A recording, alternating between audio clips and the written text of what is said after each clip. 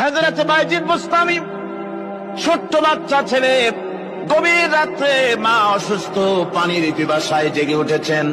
বাবারে পিপাসায় শেষ হয়ে গেলাম, পানি দাও। ছেলে ঘরের ভিতরে পানি না পেয়ে বাইরে দৌড়দৌড়ি করলেন।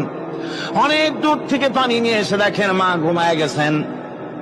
পানি নিয়ে দাঁড়ানো পৌষ মাস, মাঘ মাসের শীতের রাত, ফজরের সময় মায়ের ঘুম ভেঙে গেল। তাকিয়ে দেখেন বাইজিদ দাঁড়ানো, হাতে পানি থরথর করে কাঁপছে। জিজ্ঞাসা করে, বাইজিদ তুমি দাঁড়ানো কেন? ছোট্ট বাচ্চা বলে, মা পানি চেয়েছিলে তুমি গভীর রাত্রে, পানি ঘরে ছিল না, অনেক দূর থেকে আনতে হয়েছে। মা বলছে, ঘুমাও নাই কেন গ্লাস ছুঁয়া? বাচ্চা বলে, ঘুমাই নাই। তুমি যদি আবার পানি চাও, সময় মতো যদি দিতে না পারি, মা তোমার কষ্ট হবে। এই জন্য ফজর পর্যন্ত আমি দাঁড়ায় আছি, কখন তুমি পানি চাও। মা হাতের থেকে পানি নিয়ে পান করলেন।